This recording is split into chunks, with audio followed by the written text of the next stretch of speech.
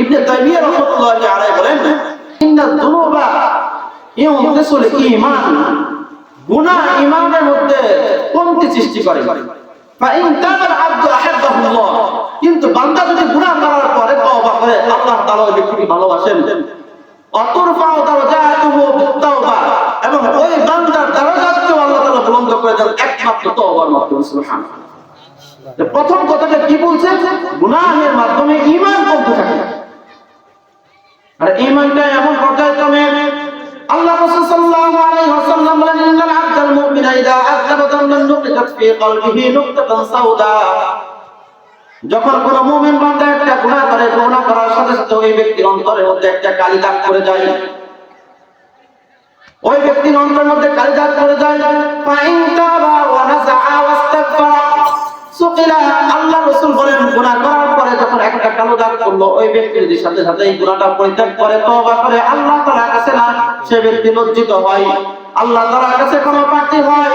আল্লাহ তাআলা রাসূল বলেন এই ক্ষমার কারণে ওই ব্যক্তির অন্তরটা পরিষ্কার হয়ে যায়। এই তওবা করার কারণে ওই ব্যক্তির অন্তরটা পরিষ্কার হয়ে যায়।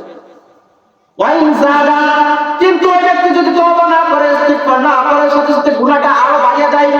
একটা গুনাহ করছে, ওই গুনাহটা তার কাছে কোনো রকম কিছু লাগে নাই, পর্যায়ক্রমে গুনাহ করতেছে, গুনাহ করতেছে, গুনাহ করতেছে।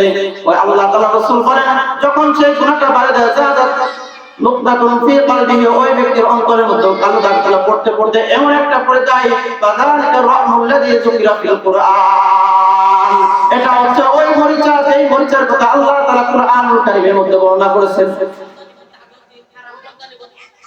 অন্তরের মধ্যে কালি দাগ পড়তে পড়তে পড়তে পড়তে এক পর্যায়ে সেটা ঝং ধরে যায়। আমাদের লোহার মধ্যে কি হয়, পানি পড়তে পড়তে পড়তে পড়তে একসময় ঝং ধরে যায়। ওই ঝং ছুটানোর জন্য আমাদের কিছু ব্যবহার করতে হয়, বিভিন্ন মেডিসিন ব্যবহার করতে হয়, বিভিন্ন ধরনের শিশকা ব্যবহার করতে হয়, সেখানে ঘষা বন্ধ করতে হয়।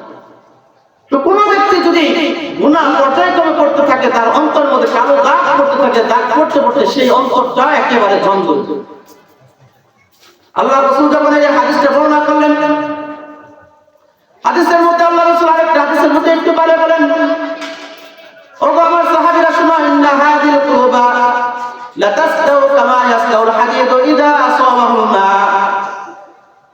আমার সাহাবীরা তোমরা শুনো, তোমাদের অন্তরের মধ্যে যে মহামূল্যবান একটা বিষয় আছে, তোমাদের দেহের মধ্যে একটা মহামূল্যবান একটা অংশ আছে, সেটা হচ্ছে কলব। ইন্না হাযিল কুলুবা তাসদাউ, এই কলবটা এক সময় ঝং ধরে যায়, কামা ইয়াসদাউল হাদীদু ইযা আসাবাহু মা, যেমন ভাবে পুরো লোহার মধ্যে যখন পানি স্পর্শ করে, পুরো লোহার মধ্যে যখন পানি লাগে, ওই লোহাটা আস্তে আস্তে জং ধরে, সেই জংয়ের মতো অন্তরের মধ্যে গুনাহের আসর করতে করতে অন্তরের মধ্যে জং ধরে যায়। সাহাবায়ে কেরাম জিজ্ঞাসা করলেন, ইয়া রাসূলুল্লাহ মা জিলাফা, যদি লোহার মধ্যে জং ধরে, সেই জংকে ছুটানোর জন্য কি একটা মেডিসিন আছে? কিন্তু অন্তরের মধ্যে যদি জং ধরে, এই জংটা ছুটানোর জন্য মেডিসিন কি? কোন ধরনের ঔষধের মাধ্যমে অন্তরের জংটা আমি ছুটাবো?